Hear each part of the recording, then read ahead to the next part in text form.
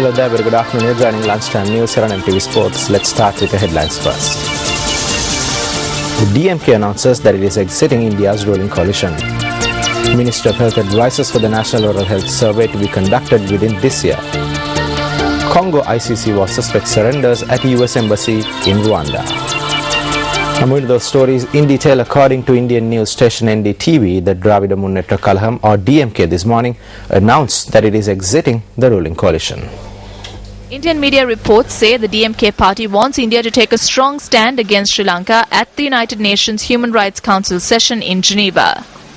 DMK leader M. Karunanidhi was visited in Chennai last evening by a trio of ministers P. Chidambaram, A.K. Anthony and Gulab Nabi Azad in an attempt to navigate a compromise. We discussed the contents of the letter which Karunanidhi had written to the Prime Minister and some amendments which he had suggested. We discussed those suggestions and we'll get back to Delhi and report to the Prime Minister and Congress President.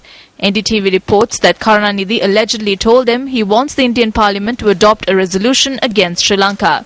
Meanwhile, in a speech to Congress MPs this morning, Party President Sonia Gandhi, referring to Sri Lanka, said India was fully committed to the cause of Lankan Tamils and asked that an impartial inquiry should happen into the allegations of human rights violations. Well, in more local news, Minister of Health Maithripala Sirisena has advised health officials to conduct the National Oral Health Survey within this year.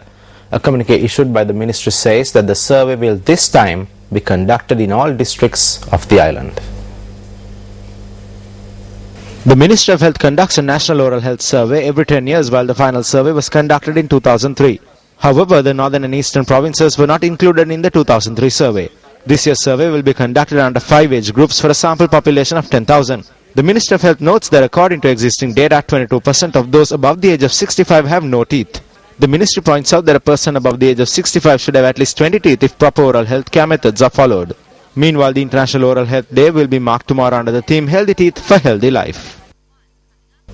Residents of Thangavela of the Puram in Ampara have been affected due to the lack of basic facilities. These residents charge that although the war has ended, officials are yet to provide them with the necessary facilities. Residents of Thangavela of the Puram say that they do not have basic facilities such as electricity and access to drinking water. The main problem faced by these people is that they have to travel far to obtain drinking water. The people of Thangavela of the Puram also do not have proper roads for their transport needs or permanent houses. Residents point out that those who left the area during the war have begun to return to their homes, causing a dire need for basic facilities. 2 people were injured when a 3-wheeler toppled in the Godakumbra area in Beliata. Our correspondent said the injured were admitted to the Beliata hospital. A 12-year-old child was among the injured. Our correspondent added that a 3-month-old infant who was also in the 3-wheeler was not injured in the accident.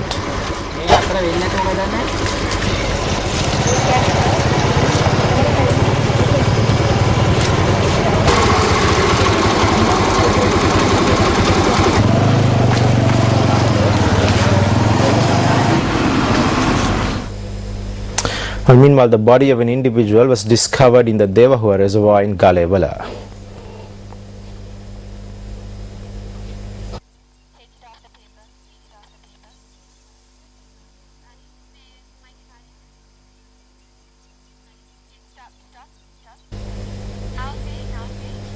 According to the police, the body was discovered following a tip-off received to the police emergency hotline at around 7 this morning. Acting Additional Magistrate of Dambulla, Jampati Ratnavadikar, conducted the magisterial inquiry. The Galevala police is conducting further investigations.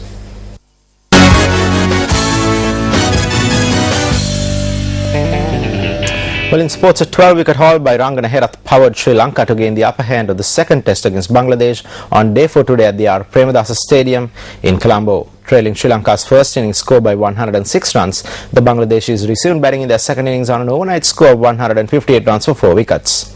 The visitors continued to show discomfort against the Sri Lankan bowling attack, losing wickets in quick succession. Overnight batsman Mushfiqur Rahim contributed with 40 runs, while Monimul Haq made 37. The top scorer for the side was Tamim Iqbal, who managed 59 runs. Ranganaherath bagged 7 wickets in the second innings for a match tally of 12.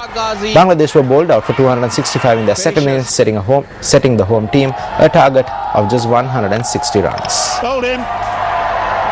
Good Yorker in swinging. Too good for the last man. And it means Sri Lanka will require 160 to win this test match and the series.